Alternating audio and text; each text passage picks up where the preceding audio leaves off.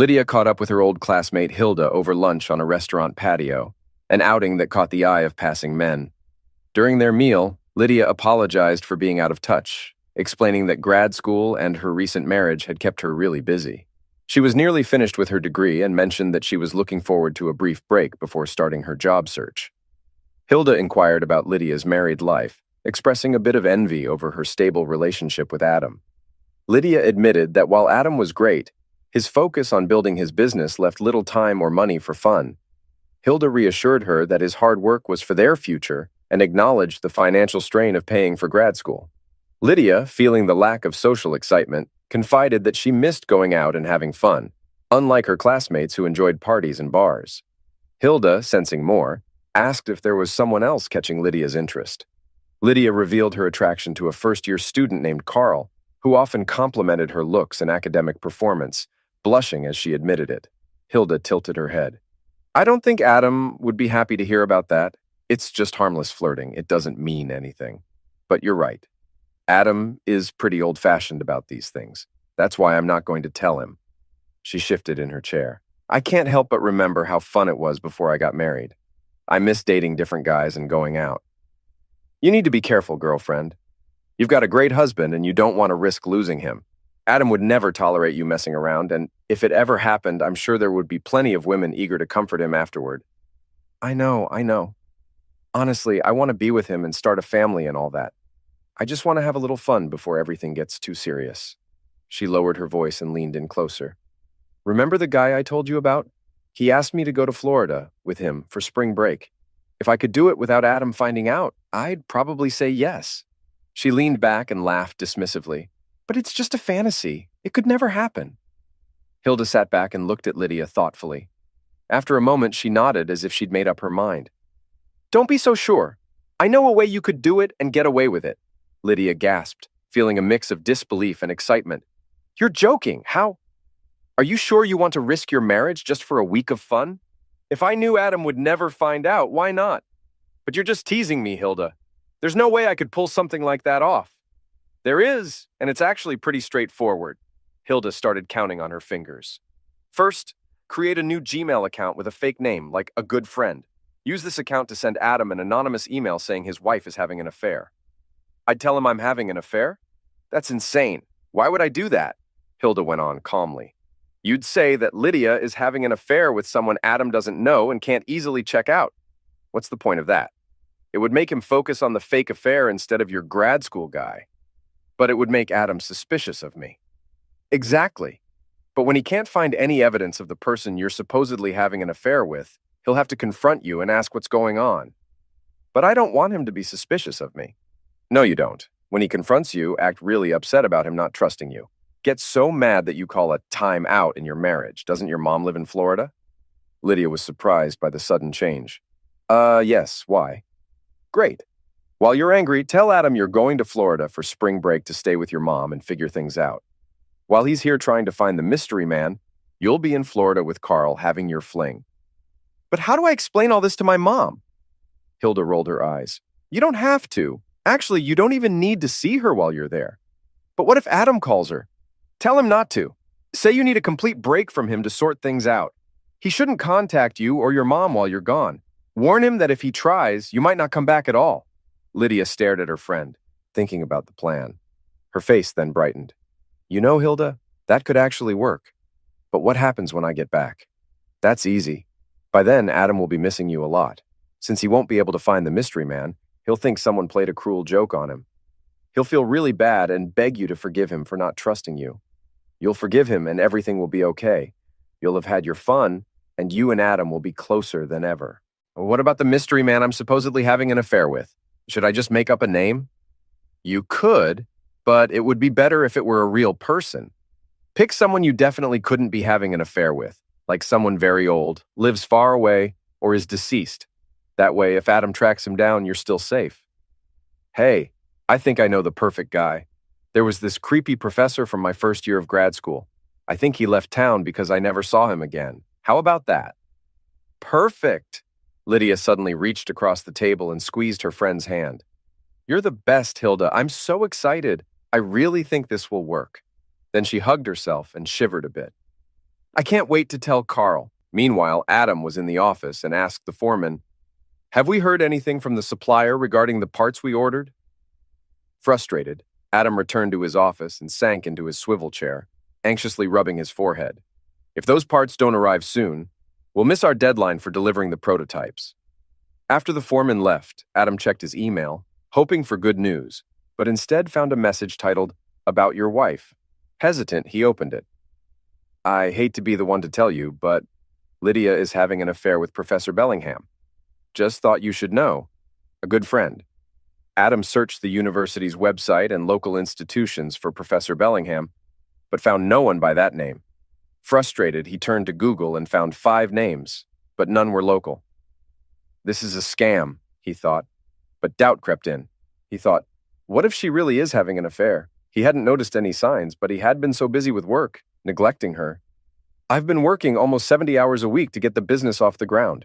Doesn't she understand I'm doing this for us? Her tuition has been increasing, and I've been putting any extra money into the business. Still, I guess I haven't been paying enough attention to her." Feeling guilty, he started looking at his calendar to find the last time they went out together. After going back 3 months without finding anything, he gave up. But as his guilt grew, so did his anger. He thought, maybe I haven't given Lydia all the attention she wants, but that doesn't give her the right to cheat on me. We talked about the sacrifices we'd have to make when we decided to start the business. She agreed to it completely back then, so she shouldn't be complaining now. His thoughts were interrupted when his foreman peeked through the door. "Hey, Adam, good news. The parts we needed just arrived." "Thank goodness. Let's get them unpacked and sent to the shop right away." After the foreman hurried off, Adam took a deep breath. "Well, that's one problem solved," he chuckled wryly. "I guess now I can spend more time worrying about my wife." After searching online with no results, Adam leaned back, contemplating the possibility of an affair. If Lydia was involved with someone from the university, perhaps the name was wrong or not listed on the website. He found the university's human resources number and inquired about Professor Bellingham.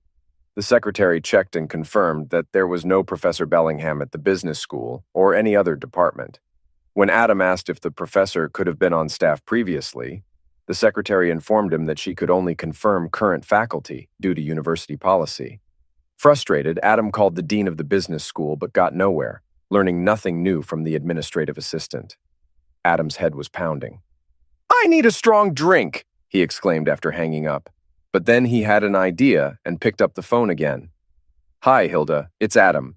Could you meet me after work at Maxie's place for a drink? I have a problem and could really use your advice. I'd rather not discuss it over the phone." "You can? Great. See you there at 6 o'clock. Before leaving, he checked his email one more time. No new messages from a good friend. When Adam arrived at Maxie's place, he saw Hilda sitting in a quiet corner. She had a glass of white wine and a mug of his favorite draft beer in front of her. He walked over and kissed her on the cheek. "Thanks for the beer, and more importantly, for coming tonight. I really need to talk." After he sat down, she took a sip of her wine and looked at him intently. "All right, Adam, what's going on? Is there an issue with your business?" Not sure where to start, he stared at his beer for a moment and then said, "Do you happen to know a Professor Bellingham from the university?" She shook her head, confused. "Bellingham? I've never heard of him. Why?" He sighed and handed her a printout of the email. "I received this today." She quickly read through it, gasped, and then read it again. Looking up at him with sympathy, she said, "Oh, Adam, no wonder you didn't want to discuss this over the phone. What do you think about it?" "I don't know what to think, Hilda. I can't believe it's true. But I also can't just ignore it and hope it's nothing. I spent the whole afternoon trying to find out who this Professor Bellingham is, but I ran into dead ends at the university. I'm at a loss for what to do next. I can't afford to hire a private investigator, and I don't have time to investigate it myself. That's why I needed to talk to you. You've been a great friend to both Lydia and me. What do you suggest?" She took another sip of her drink and gave his hand a reassuring squeeze. "What you're really asking is whether I think Lydia is having an affair. I can't give you a definite answer. On one hand, I haven't seen or heard anything that makes me think she's been unfaithful. On the other hand, I haven't seen much of her recently." He looked distressed, and she continued, "There are people who like to cause trouble, and this could be one of those situations. Or maybe you have business rivals who want to distract you with marital issues. There could be other explanations I haven't considered. What's clear is that you can't just ignore this and hope it disappears. You're a firm believer in fidelity, and any hint of a problem will bother you. If you don't address it, the doubt will harm your relationship with Lydia just as much as an actual affair would. He looked at her with a troubled expression. I know you're right, Hilda, but what should I do? In my opinion, you should show this email to Lydia. She needs to know someone is accusing her of being unfaithful, and she deserves a chance to explain. After all, if someone made such an accusation about you, you'd want to know, wouldn't you? He sat in silence for a moment, then nodded. You're right. If I don't show this to Lydia, it will affect how I act around her. In the end, it will drive us apart just as if she were actually cheating on me. He got up and gave Hilda a hug. Thanks for helping me think this through, Hilda. I don't know what I'd do without you. You know I care about both of you, Adam. If there's anything I can do to help, just let me know. He nodded gratefully and headed for the door, with Hilda watching him as he left. When he got home, Lydia was waiting for him. Where have you been, Adam? I tried calling, but you didn't answer. He didn't answer her question. Instead, he took her hand and led her to the couch. I need to show you something, Lydia. It's really upset me.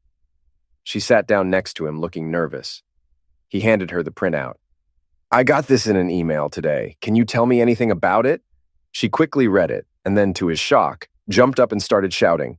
You think I'm cheating on you? I can't believe this. You get some crappy accusation from an anonymous friend. And now you're ready to accuse me of cheating?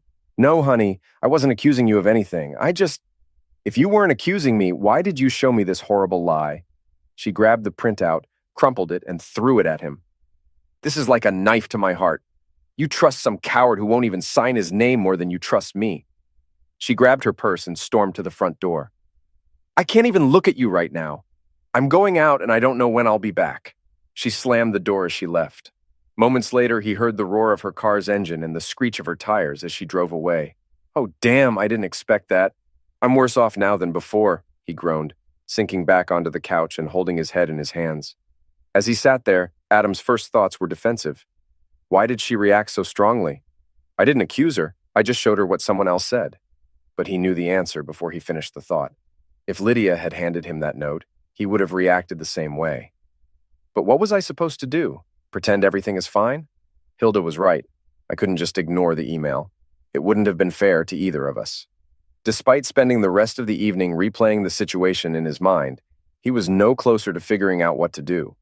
He knew he needed to talk to Lydia, but he couldn't decide what to say.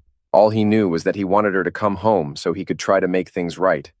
Adam, feeling emotionally drained, was tired but resolved not to go to bed until Lydia came home. After waiting for another hour, he eventually lay down on the sofa and quickly fell asleep. Sometime after midnight, he was jolted awake by the sound of the door opening. As he sat up groggily, Lydia walked into the living room, glaring at him with her hands on her hips. Lydia, we really need to... I don't want to talk about this right now, she interrupted sharply. You can stay on the couch tonight, and we'll discuss it in the morning. Without waiting for a response, she turned and headed down the hall to their bedroom. When he heard the door slam, he sighed and lay back down on the sofa, hoping to fall asleep again. It took a long time. Usually, Adam got up early to get to the office before everyone else. Although his internal clock woke him at the usual time, he felt he should wait for Lydia to come out so they could talk. He made a pot of coffee and sat down with his laptop to read the news while he waited. It wasn't until almost 8 o'clock that Lydia came into the kitchen, pulling her suitcase behind her. Adam was surprised and asked, Where are you going, Lydia? I thought we were going to... Before he could finish, she held up her hand to stop him. This has been a huge shock, Adam. It makes me question our whole marriage. I need some time alone to think about what happened. Since spring break starts tomorrow, I'm going to drive to Florida to visit my mother. She glared at him angrily. I plan to stay there all week and return in time for classes the following Monday. While I'm gone, I don't want to hear from you. I need this time for myself. Don't call me, don't call my mother, and don't call my mother's house. Do you understand? He nodded, feeling helpless. I mean it, Adam. If you try to call, I might not come back at all. Got it? He nodded again. Fine, she said flatly, and walked out the door, dragging her suitcase behind her. After she left, Adam sat there in shock for a few minutes. Eventually, he went to the bathroom to shave and change clothes. Then he gloomily drove to work. When he arrived at the office, there was some good news. His foreman had taken the initiative to distribute the missing components to the right places on the production line, and testing was going well. At least the business isn't falling apart today, unlike my marriage, Adam thought to himself. with a hint of rueful acceptance. That afternoon, while he was working on a spreadsheet, his phone rang. It was Hilda calling. "I was worried about you and wanted to check in. How did things go with Lydia last night?" "Oh, it's a long and sad story," he said, sounding downcast. "Uh-oh, that doesn't sound good. Do you want to meet up for a drink and talk about it?" "That would be great, Hilda. Same place, okay?" He checked his email one more time before leaving, but there was still no new message from a good friend. When he walked into the bar, Hilda immediately noticed the dark circles under his eyes. "Oh, Adam, you look like you didn't get much sleep. What happened?" He took a big gulp from his beer and began to explain the argument from the night before and Lydia's departure in the morning. Hilda listened with a mix of sadness and regret. "Oh, Adam, I feel awful. You took my advice and it turned out to be the wrong thing." "No, Hilda, I've thought about it a lot and I still believe it was the only option. I didn't expect Lydia to react so angrily, but I couldn't just ignore that email and pretend nothing was wrong. Now all I can do is hope she calms down and we can sort things out when she gets back." "That's kind of you to say, Adam, but I still feel responsible for what happened." "So, what are your plans for the rest of the week?" "I'm not sure, Hilda. I don't see how Lydia and I can move forward without talking about what happened. Maybe I'll wait a few days and then try to call her." "No, Adam, don't do that. She already thinks you don't trust her. If you try to contact her after she told you not to, it'll just confirm her suspicions." "Yeah, I guess you're right, but I feel so helpless. I don't know how to find out who sent that email. The only thing I can do while she's away is keep trying to figure out who Professor Bellingham is." "That's a good idea. If you can find him, he might be able to explain things." In the following days, Adam continued investigating the anonymous email, making no progress. He then considered Bellingham might be an alumnus, not a faculty member. He called the Alumni Relations Office, but they had no record of Bellingham. Frustrated, Adam visited the Graduate School of Business during spring break, finding the place almost empty. He asked around about Professor Bellingham until an assistant dean threatened to call campus security, forcing him to leave. Back at his office, Adam was at a loss until he received a call from Dr. Avery Mayfair, a faculty member at the Graduate School of Business. Dr. Mayfair offered to help and asked why Adam was searching for Bellingham.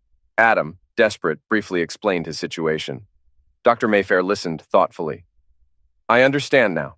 I overheard your questions at the school today, and the way you asked them made me think something like this might be happening. Anyway, I can reassure you that Bellingham was an adjunct professor here 2 years ago. He was a good teacher, but his class didn't have enough students, so his course was canceled and his contract wasn't renewed." "I see," Adam replied. "Does that mean—" "There's more," Dr. Mayfair added.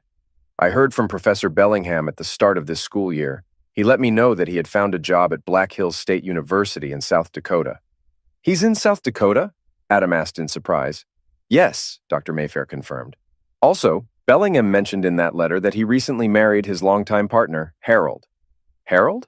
So that means Bellingham is—" "Exactly. Dr. Mayfair, thank you for calling. I still don't understand why someone sent me such a deceitful email, but I'm now sure it was false. I hope to ease your mind. Can I ask one more thing? Why did you decide to contact me? I'm grateful, but I'm just a stranger to you." The professor's tone softened. "I don't mind explaining. Years ago, something similar happened to me. My wife left me for someone else, so I understand how you might feel. I was glad to help you and clear this up, but if the accusation had been true, I wouldn't have hesitated to let you know." "Thank you so much. I really appreciate your help." That evening, Adam called Hilda to share the good news. "I still don't know who's trying to mess with my marriage, but now I'm sure that Lydia isn't cheating with Professor Bellingham." "Are you sure you can trust Dr. Mayfair?" "Yes, absolutely. After the call, I looked him up and found him on the business school faculty. He's an older guy, probably in his 60s, and seems to be well regarded. I also checked Bellingham on the Black Hills website, and he's listed there." "That's good to hear, Adam. You must feel relieved." "Yeah, I do. But now I'm not sure what to say to Lydia when she comes back." "That's simple, Adam. From what you told me, Lydia didn't really give you a chance to explain. When she gets home, tell her you never doubted her. Explain that you found out about Bellingham right away and looked him up after getting the email. Because she reacted so strongly, you didn't get a chance to talk. If you handle it well, she'll end up apologizing to you." "I'm not sure, Hilda. That's not exactly how it happened." She seemed to be smiling. "Come on, Adam. Is it really so bad to bend the truth a little to get what you want?"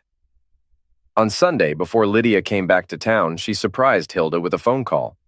Hey, I wanted to check in before I get home. Do you know how Adam is doing? I'm a bit nervous about what I'll find when I get there. Let me just say that you owe me big time for all I've done while you were away.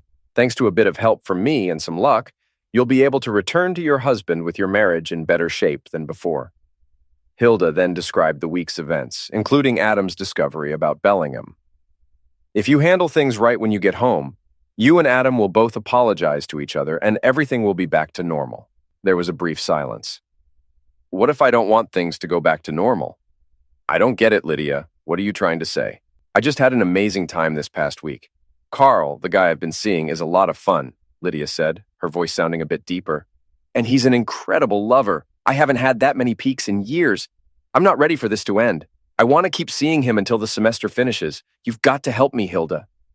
Lydia, you've already taken a big risk being with this guy for a week. If you try to continue the affair here, you're really pushing your luck. Maybe, but you've got to admit, your plan worked perfectly. I'm sure you can figure out a way for me to keep seeing him. Please, Hilda, he's really amazing. I had a feeling something like this might happen. There was a pause. All right, Hilda said slowly. I can come up with a plan for you. But you need to realize you'll be risking your marriage with Adam. He's a good guy, hardworking, loyal, and family-oriented. Men like him don't come around often. Are you sure you want to risk all that just for some fun? Lydia laughed. You had me at I can come up with a plan. Okay, but remember, I warned you. Here's what you need to do. Do you still have that email account you set up? Yes, you told me to keep it active. Great. You need to send another email from a good friend. This time, send it to yourself, to your regular email. All right. What should the new email say? Make it similar to the first one, but this time say that Adam is having an affair with me. What? But that's not true, and Adam knows it. How will that help? It's simple. The first email accused you of cheating. Adam found out you couldn't be unfaithful with Professor Bellingham, but he might still have doubts about you. Wait, Hilda, you said the Bellingham email would clear me with Carl, and it did. But after Adam gets this second email, he won't have any doubts left. He's already figured out you weren't having an affair with Bellingham, and he knows I'm not involved with him. Clearly, a good friend is just lying, which means Adam won't doubt you anymore. That way, you can do pretty much whatever you want without raising his suspicions. There was a pause on the call. Then Lydia said excitedly, Hilda, you're brilliant. I don't know how you come up with these ideas, but you've just given me a free pass until the semester ends. Just 2 more things, Lydia. First, make sure Adam tells me about the second email. Why should he do that? Because it helps me show that you're trustworthy and this mysterious friend is not. That's a great idea. Adam really values your opinion, so he'll take your advice seriously. What's the second thing? After you send the email to yourself, make sure to log out of the good friend account. You don't want Adam to stumble upon it. Oh no, I definitely don't want that. Actually, it's best if you stay logged out of both your email accounts when you're not using them. You don't want Adam to find any messages from Carl either. I've told Carl not to email me, but your advice is still good. Better to be cautious. When Adam got home from work that evening, he was worried to see that Lydia had been crying. Everything had been going well between them since her return from Florida, so seeing her upset was unexpected. What's wrong? What happened? He asked urgently as he went to her. Oh, Adam, it's happening again, she sobbed, handing him a copy of the email. Damn it, he exclaimed after reading the accusing message. You know this isn't true, right? Of course, Adam. I know you would never cheat on me, just like I would never cheat on you. And even if you did, I know it wouldn't be with Hilda. She's such a good friend to both of us. She wouldn't do something like this. Damn it! Someone is still trying to cause problems for us, and I have no idea who or why. There has to be a way to trace these emails. She looked at him uncertainly. Are you going to tell Hilda about this? Do you think I should? Yes, I think you need to. She's involved now, and it wouldn't be right not to tell her. The next morning, when Adam called, Hilda answered warmly. How are you two lovebirds today? Adam's tone was serious. We're okay, Hilda, but something new has come up that I need to discuss with you. Can we meet after work? Actually, I'm working from home this afternoon. Could you come to my apartment instead? That works for me. I'll be there between 6:30 and 7. When Hilda opened the door that evening, she immediately saw that Adam looked serious. What's wrong, Adam? I've been worried since your call. He shook his head. I'm really sorry, Hilda, but it looks like you're now caught up in this mess with Lydia and me. Hilda looked puzzled, so Adam handed her the latest email. After reading it, she looked at Adam with frustration.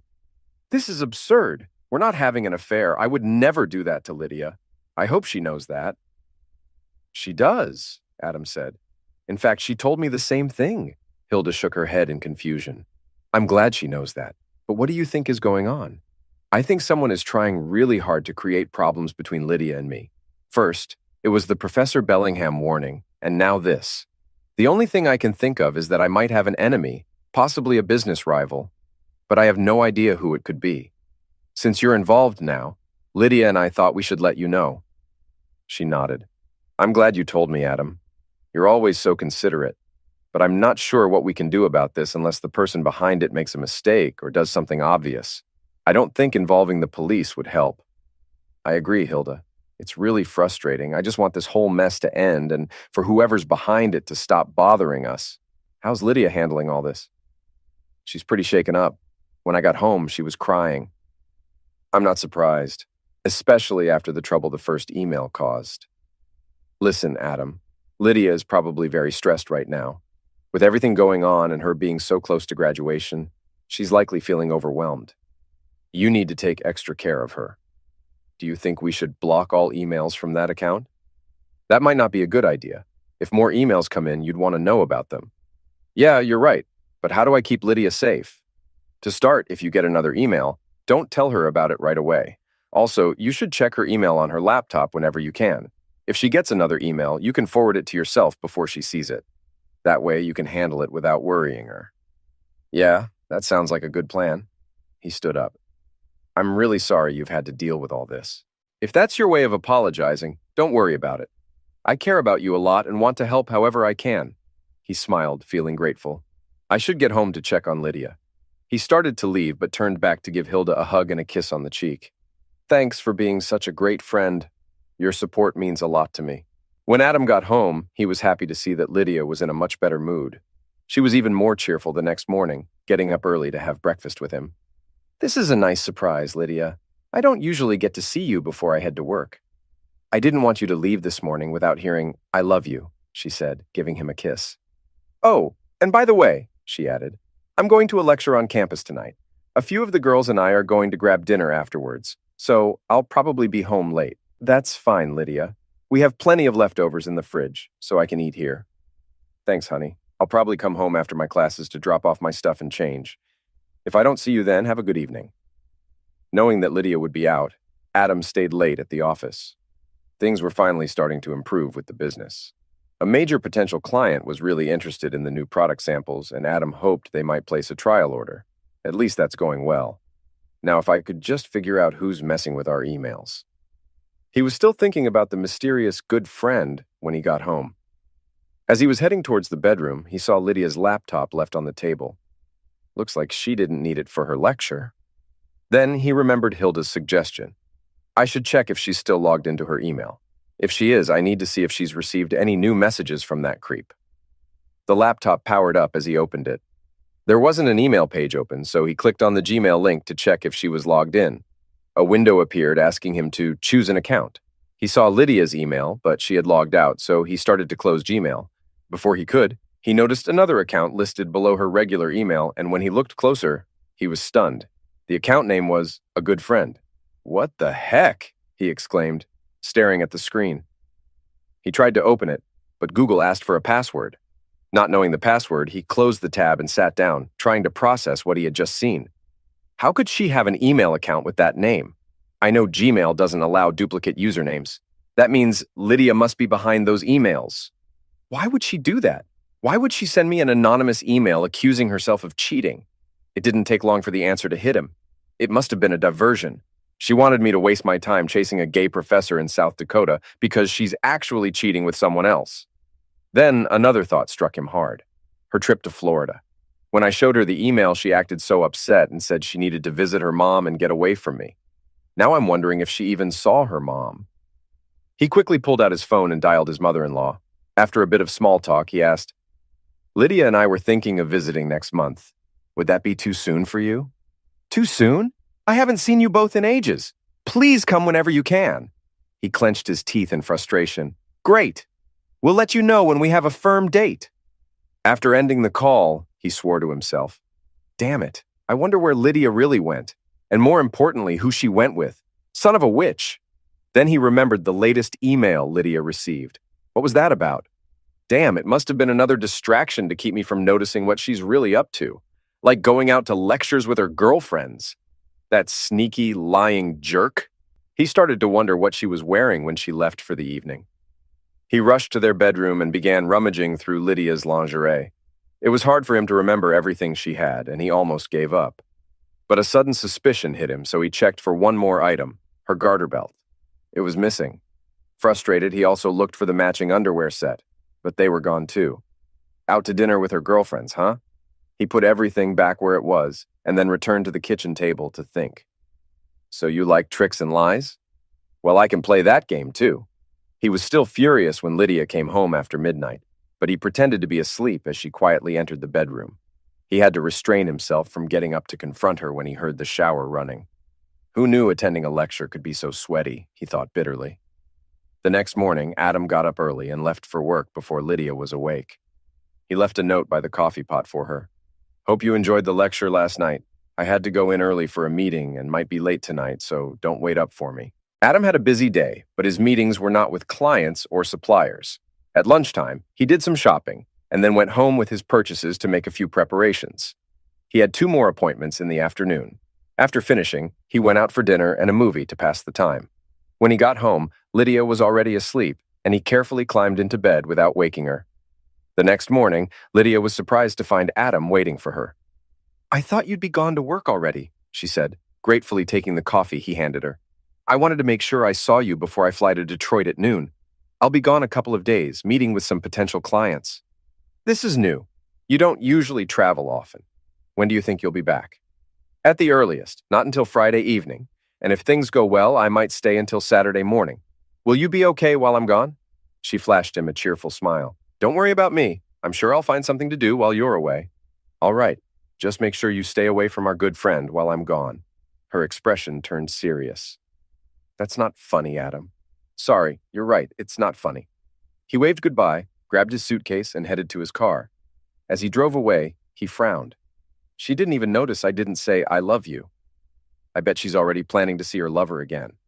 Now I just need to make sure their meeting is at our house. Instead of going to the airport, Adam drove to the university during lunchtime. He parked away from campus and changed into jeans and a hoodie, carrying a cheap backpack. At the business school library, he hid behind a magazine rack, lit a string of firecrackers, and dropped them into a metal bin. He then wedged a door open with his backpack and left. Outside, he used a burner phone to call campus security, falsely reporting an active shooter at the business school. As the firecrackers exploded, he ended the call and left the campus amidst the ensuing panic. Adam parked discreetly in his neighborhood, observing from a distance. An hour later, he saw his wife arrive home, followed by another man. He then drove to a motel where he had booked a room. That night, he confirmed the second car was still in his driveway before returning to the motel to try and rest. When Lydia and Carl came out of the house the next morning, they were shocked to see Adam leaning against the door of Carl's car. "Oh my God, Carl, it's my husband," Lydia exclaimed when she recognized him. "I thought you were in Detroit," she said, then quickly realized how that sounded. "Honey, this isn't what it looks like. Carl just stopped by to—" "Enough, Lydia. Every time you speak, all you do is lie." "I don't want to hear any more," Adam said with a grimace, pointing at them. "This is exactly what it looks like. I know you both spent the night here, and I have a recording of everything you did and said, so just listen." He pulled out a manila envelope and shoved it toward her. "I'm filing for divorce because of your affair. Inside the envelope is my lawyer's contact info. Get your own lawyer and have him get in touch with mine. But don't try to reach me because, after what you've done, I never want to see or talk to you again." "No, honey, don't say that. It was just a mistake, a one-time thing. We can fix this, I promise." "Stop lying!" he shouted. "It's not a one-time thing. You've been with him for weeks, and it wasn't a mistake. You planned it all. I know you sent that email to distract me so you could spend spring break with him. And by the way, your mother's been wondering why you haven't visited her. I guess you were so busy with this guy," he said, pointing at Carl, "that you didn't even go see her." He then turned his attention to Carl. "Oh, and I almost forgot." Adam quickly took several photos of Carl with his cell phone. Seeing what was happening, Carl scowled, clenched his fists, and moved toward Adam threateningly. Instantly, Adam reached into his jacket pocket and pulled out the magnum. "I wouldn't do that if I were you," he said calmly. "I don't want to ruin my life by ending you, but I'd be happy to use this in self-defense if I have to." "Whoa, whoa," Carl said, raising his hands and stepping back. Adam turned to Lydia with a sneer. "Looks like your boyfriend is more of a lover than a fighter." His voice then turned cold and harsh. "Get whatever you need from the house and leave. I meant what I said. I never want to see you again." "Adam, please," she cried. "I never wanted it to end like this." Ignoring her, he walked to his car while she sat on the driveway, crying into her hands. On his way to work, Adam stopped by a dumpster and threw the burner phone and the toy magnum he had in his pocket into it. "I'm glad they make these things look so real," he said with a bitter laugh. Back at his desk, Adam used his cell phone to send an email with one of the photos he'd taken. To his surprise, he got a call back just minutes later. "This is Dr. Mayfair. Did you just send me a photo?" "Yes, Dr. Mayfair. Sorry to bother you again, but do you recognize the man in the photo? I think his first name is Carl. And is the woman next to him your wife?" "My soon-to-be ex-wife." "She's a very attractive woman. I believe she was in one of my classes last year. I do recognize the man beside her. His name is Carl Mannheim. He's one of my advisees." "Carl Mannheim. That's helpful, doctor. I have some issues to resolve with Mr. Mannheim." "So he's the one who messed up your situation?" "Yes, in a way, but my Eve wasn't exactly innocent." "I see. That's interesting. I'm glad I could help, though I'm sorry things didn't turn out the way you hoped." "Thank you, doctor. I appreciate your time and help, even if things didn't go as planned." "Good luck, and don't lose hope. Things often work out for the best.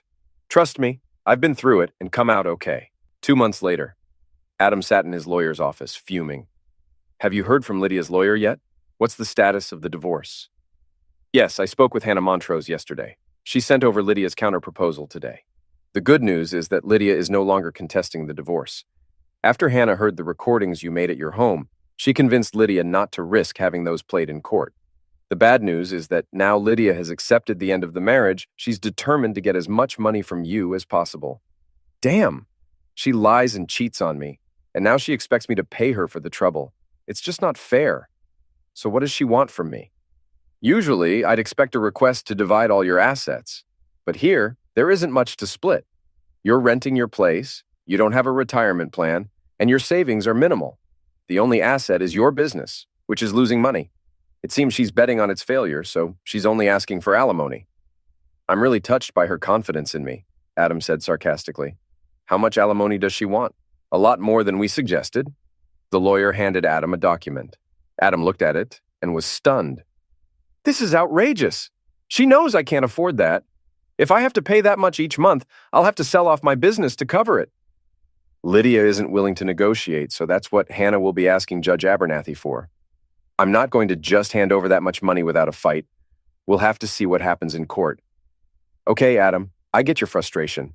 But remember, Judge Abernathy has full authority. Whatever he decides will be final." About a month later, Adam sat nervously in the courtroom.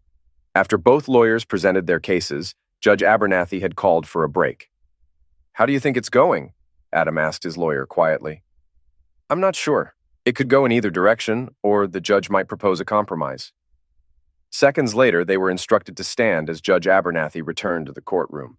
After they took their seats again, the judge called the attorneys to approach the bench. "I assume neither side has changed their stance on the financial settlement?" The two lawyers exchanged looks. "No, Your Honor." "All right. Before I make my decision, I'd like to ask Mrs. Weatherby a few questions." Hannah Montrose looked surprised, but then smiled and signaled Lydia to step forward. "It'll be fine," she whispered to Lydia. "Remember to address him as Your Honor." Adam's lawyer sat down and leaned toward him. It's usually not a good sign when the judge wants to hear more from the other side. Adam watched with frustration as his soon-to-be ex-wife took the stand. Her suit was modestly cut but tailored to accentuate her figure. He saw the judge watching Lydia and muttered, "I think we're in trouble," to his lawyer. The judge glanced over the documents in front of him and then addressed Lydia in the witness box. "Mrs. Weatherby, it seems the only issue between you two is the amount of alimony. Your proposal is significantly higher than what your husband has offered." "Yes, Your Honor." "And what's the reason for the higher amount you're asking for?" We're requesting the higher amount because of the length of our marriage and the fact that I'll be starting over from scratch, Your Honor. I understand. However, Mr. Weatherby claims his only source of income is his business, which is currently losing money. Why do you believe he can afford the amount of alimony you're asking for? Your Honor, we believe Adam has been intentionally lowering his reported income by investing more into his business. He could easily pay the alimony I'm requesting if he reduced his business investments. The audited financial statement shows that the business is losing money. Your Honor, Adam's accountants can alter the numbers to show whatever result they want. The judge raised his eyebrows. Are you suggesting the financial statements are falsified? Lydia's attorney looked alarmed and shook her head firmly. Lydia quickly added, No, Your Honor, not at all. It's just that earnings can be delayed and investments increased while still following accounting rules. He's simply putting too much money into his business. Adam could feel his anger building. He leaned over and whispered angrily, What a liar. She knows that's not true. She's just trying to get as much as she can from me, no matter the impact. Meanwhile, Judge Abernathy was reading through the case summary. We've mostly talked about your husband's business investments, Mrs. Weatherby. It seems he's also been investing in you, or at least in your education. If you're talking about my MBA, Your Honor, it's true that Adam paid for my tuition, but I did all the hard work. I studied day and night for the past 2 years, including last summer. And you've just graduated, correct? Yes, sir, I graduated with honors, she said with pride. The judge nodded. All right, Mrs. Weatherby, you can sit down now. After Lydia returned to her attorney's side, Judge Abernathy adjusted his glasses and looked at both parties. Based on the evidence, I'm going to grant Mrs. Weatherby the full amount of financial support she requested. Adam grimaced while Lydia leaned over and hugged her attorney, but the judge continued. This financial settlement will provide Mrs. Weatherby with enough monthly support to live comfortably without working for the foreseeable future. However, since she has just earned an advanced degree that should help her secure a good job, I'm only awarding her alimony for 6 months to encourage her to use her education. 6 months? You can't do this, Lydia yelled. I can and I have, the judge responded sharply. He then hit the gavel on the block. Next case. Her attorney quickly pulled Lydia away from the judge, even as she continued to argue about the decision. It wasn't until a large bailiff appeared that she finally stopped. I only have to pay alimony for 6 months? I can handle that, Adam told his lawyer as they got up to leave the courtroom. How about that? His lawyer said, sounding pleased. I thought we were going to lose when the judge went with her demand, but it seems he wasn't impressed with how she was trying to drain you. Not many husbands fare this well in divorce court. I wonder why he went easy on you. Do you think the fact that she didn't challenge the adultery accusation played a role? The judge isn't supposed to consider that when deciding on the financial settlement. Adam glanced back to see Lydia still arguing with her attorney and smiled. Well, whatever the reason, I'm happy with the outcome. Just then, a hand grabbed his arm, and Adam turned to see an older man he didn't recognize, but who seemed vaguely familiar. I wanted to introduce myself, the gray-haired man said. I'm Professor Mayfair. Adam shook his hand firmly. Professor, it's a surprise to meet you in person. Thanks again for all your help. What are you doing here today? The older man smiled. After our conversation, I took an interest in your case and decided to come see how it ended. It also gave me a chance to chat with an old friend, Judge Abernathy. He shook Adam's hand again. I'm glad things worked out for you. If you need any more help, just let me know. He winked. We divorced guys need to support each other. As the professor walked away, Adam watched him go, thinking, I wonder. He then shook his head. Out of the corner of his eye, he thought he saw Hilda in the crowd, but when he looked directly, she was gone. 30 months later. Lydia dialed a familiar number on her cell phone, and, after the call was answered, she nervously said, Hi, Hilda, it's Lydia. Lydia, what a surprise! I haven't heard from you since you moved to Florida. How have you been? Honestly, it's been a tough few years. That's actually why I'm calling. I really needed to hear a friendly voice. Of course. What's going on? Are you working now? That's part of the problem. I thought having an MBA would make it easy to get a good job. But down here, employers care more about experience than degrees. Most of the positions I was offered were just internships or trainee roles. Oh, that sounds frustrating. So what are you doing now? After the alimony stopped, I got pretty desperate. I even took a job as an administrative assistant, but it was terrible. Now I've started a new career in financial counseling. That's actually why I called. I'd be happy to review your finances if you're interested. Many people overlook that kind of thing. There was a brief pause. Oh, Lydia, I'd love to help you, but my finances are in good shape now, and I feel confident about the future. I don't really need any help. Sorry. That's okay, Hilda. I hear that a lot, but I thought I'd ask. It's tough to get started in this business. I even had to move in with my mom to cut down on costs. You're living with your mom? What happened with you and Carl? Don't even mention that jerk's name. We broke up just a few months after moving here. Broke up? What happened? Oh, Hilda, it was awful. Carl dropped out of school before finishing his MBA. His advisor rejected his thesis and told him he'd have to start over. Carl got really resentful and decided not to go back. He refused to find a job and just spent his days playing video games and drinking. Eventually, he started taking his anger out on me. It got so bad that I had to call the police on him. Oh, Lydia, that sounds terrible. You're probably better off without him. And on the bright side, now you're free to meet new people, go out, and have fun like you wanted to before. I remember how much you missed that while you were married. Lydia sighed. Going out to clubs and parties costs money, Hilda, and I don't have much extra these days. Honestly, when I do go out, it's not as glamorous or fun as I imagined it would be. I remember a friend warning me that there are a lot more losers than good guys out there. She paused, and when Hilda didn't respond, Lydia changed the topic. But how about you, Hilda? How are you? Are you seeing anyone special now? Actually, things have changed a lot for me, Lydia. I'm getting married next month. Married? That's amazing! Who's the lucky guy? Do I know him? Yes, you do. It's Adam. Adam and I are engaged. My Adam? You're marrying my Adam? That's not right. I'm afraid it is. We're having a small ceremony in the backyard of our new house and then flying to Paris for our honeymoon. New house? Honeymoon in Paris? Adam can't possibly afford that. My situation isn't the only one that's changed dramatically, so is Adam's. The same month you moved to Florida, he finally got that big order he'd been chasing. His business really took off after that. His new product is exactly what the car industry needed. Plus, earlier this year, Adam got a huge offer from a major manufacturer to buy his business. He accepted, and the deal is closing next week, so you don't need to worry about our financial future. Lydia could only stammer, but Hilda continued, her tone now sharper.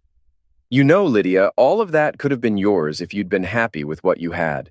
I warned you from the beginning that you were risking everything with your affair. I also told you there would be women ready to take advantage if your marriage fell apart. But you were the one who encouraged me. You're the one who helped me with the... Lydia's voice rose in shock. Oh my God, Hilda, it was you. You planned the whole thing from the start. I just mentioned a small fantasy, and you manipulated me into acting on it. You tricked me into thinking I could have an affair without consequences. Really, Lydia, you're overreacting. I didn't force you to do anything you didn't want to. I just gave you enough rope to hang yourself. I can't believe this. You must have been the one who told Adam about Carl. You're smarter than that, Lydia. Think about it. If I had told Adam, he would have wondered how I knew, which wouldn't have been very smart. I did tell you not to delete your secret Gmail account, and I suggested Adam check your email. I use Gmail all the time, so I was pretty sure he'd see what I expected. So, no, Lydia, I didn't tell Adam about your affair. I just set things up so they worked out the way I wanted. I can't believe this. I trusted you, Hilda. I thought you were my friend. Hilda laughed. You know what they say. All's fair in love and war. You won't get away with this, you nasty woman. I'll make sure Adam finds out what you did and how manipulative you are. He'll definitely cancel the wedding once he knows the truth. I'm sorry, Lydia, but I have to end our conversation now. Adam and I have plans tonight, and I want to look great for him. And don't bother calling back. I'll be blocking your number as soon as we hang up. You deceitful, backstabbing witch. 30 months and 1 day later. Hilda greeted Adam with a loving kiss when he got home from work. Adam kissed her back and then pulled out a piece of paper from his jacket. You won't believe who emailed me today. Lydia. Oh, really? Hilda said casually. I'd almost forgotten about her. What does she want now? Adam looked at his fiancée with no emotion. She wrote to warn me about you. She claims you planned everything to break up Lydia and me. It's pretty out there. Can I see it? Hilda asked.